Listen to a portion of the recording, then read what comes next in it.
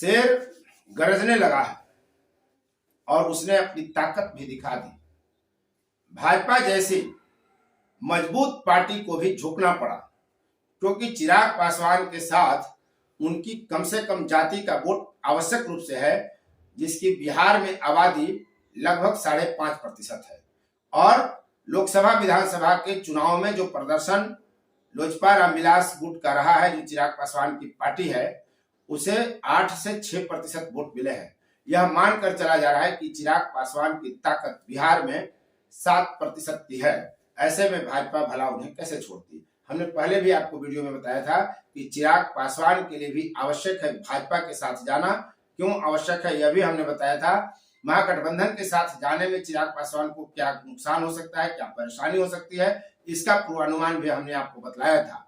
और यह भी बताया था कि भाजपा को चिराग पासवान के साथ जाने में कितना आसान होगा, क्या क्या लाभ होगा। और लगभग वो बातें अभी तक साबित हो गई। जैसे ही चिराग पासवान ने यह घोषित कर दिया कि वो एनडीए के हिस्सा हैं और भाजपा से उनकी सीटों की डील हो गई है। चिराग पासवान आवश्यक मजबूरी है भाजपा के लिए।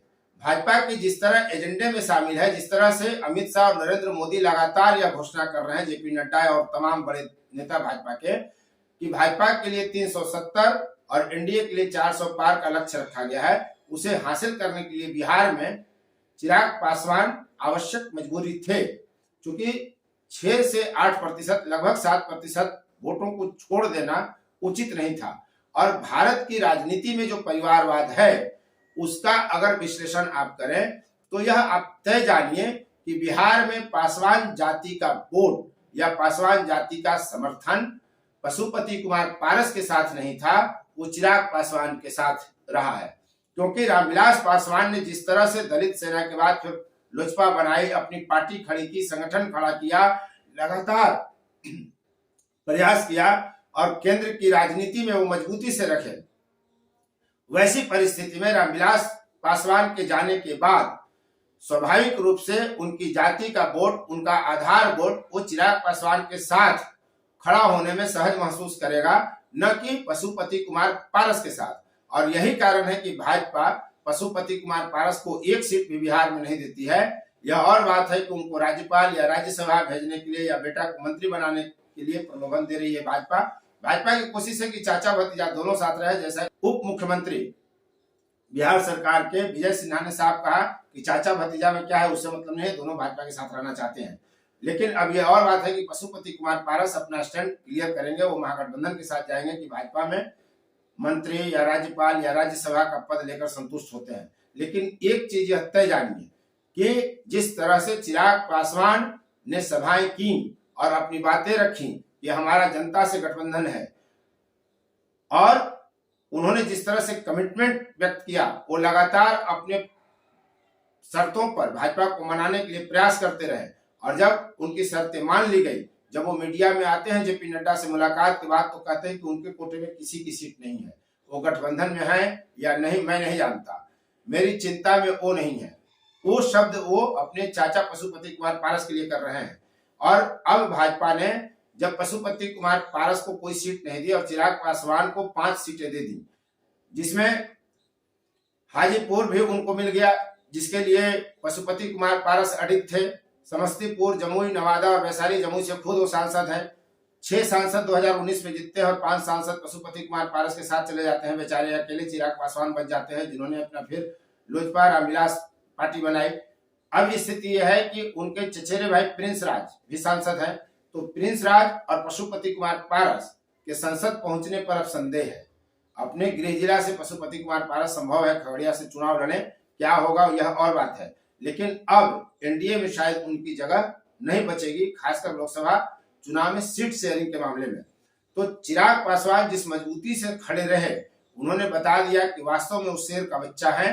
क्योंकि जब वे रैली कर रहे थे, कई सभाएं कर रहे थे, जहां नारा लगता था आया आया देखो कौन आया, शेर का बच्चा आया, तो चिराग पासवान ने खुद को शेर का बच्चा कहा था।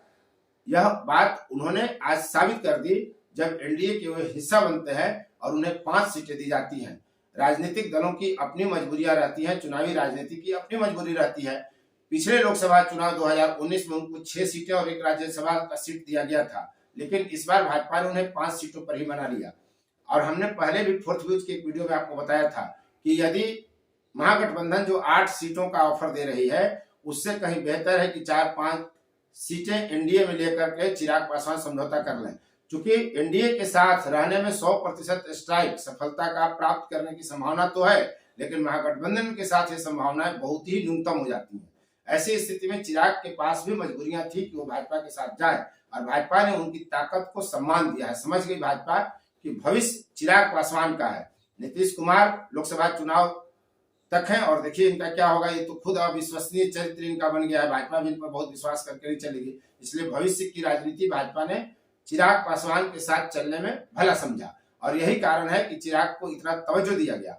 अब जदयू की बात जहां तक है तो अभी एनडीए में बिहार को लेकर के सीट शेयरिंग का फार्मूला तय कर लिया गया है, जिसमें भाजपा सभी अपनी 17 सीटों पर चुनाव लड़ेगी जहां जहां से वो चुनाव जीत चुकी थी। जदयू 16 सीटों पर चुनाव लड़ेगी, लेकिन जदयू की सीटों में परिवर्तन आएगा। लोक जनशक्ति पार्टी रामविलास को 5 सीटें मिल गई। कौन कौन सीटें मिली हमने बता ही दिया। जदयू ने गया जीतनराम मांझी के लिए और काराकाट उपेंद्र कुशवाहा के लिए लगभग छोड़ दी है। दोनों सिटिंग सीट है जदयू के, दोनों जगह से जदयू के ही सांसद हैं। तो अब माना जा रहा है कि आने वाले समय में चिराग पासवान के साथ जो भाजपा की अब यात्रा ये शुरू हो रही है, जिस तरह से चिराग पासवान कहते रहे कि मेरे दिल में नरेंद्र मोदी है और मैं मोदी का हनुमान हूं, वह बात कहीं ना कहीं अब सही साबित हो रही है कि भाजपा ने भी उनके मान सम्मान का ध्यान रखा है। तो आने वाले दौर में चिराग एनडीए के बिहार में सबसे मजबूत पार्टनर बनेंगे। जिस तरह से खेला बिहार में होता है, और नीतीश कुमार खेल खेलने के माहिर अपने को साबित कर चुके हैं और अभी भी विश्वसनीय नहीं वो हैं, अविश्वसनीय चरित्र उनका बन गया है जिस तरह से, उसमें चिराग पासवान विश्वसनीय साझेदार भाजपा के बनकर उभरे और भाजपा का भी उन पर विश्वास है। ये इस समझौते ने साबित कर दिया है। तो आने वाले दौर में भाजपा और चिराग पासवान की यात्रा कितनी लंबी जाएगी मुझे नहीं पता कि वो गठबंधन का हिस्सा है नहीं है, ना ही वो मेरी चिंता नजर भी रखनी है। हाँ, इतना मैं कह दूं कि मेरे पास किसी का कोटा नहीं। मेरी जो सीटें हैं वो सिर्फ मेरी गठबंधन में कौन है वो है कि नहीं, कौन है नहीं, बाकी का तो मुझे पता ही, वो है कि नहीं मुझे नहीं पता। बट हाँ, मेरे पास किसी के कोटे की सीटें नहीं। मुख्यमंत्री बनाना हो और हो सकता है लोकसभा चुनाव के बाद फिर बिहार में नया खेला शुरू हो जाए। वैसी स्थिति में चिराग ही जरूरी थे, न कि पशुपति कुमार पारस। और पारिवारिक जो परंपराएं रही हैं राजनीति की, उसमें जातियां हमेशा जिस व्यक्ति ने पार्टी खड़ी की होती है उसी के पुत्र और उसी के संतान के साथ जाती है।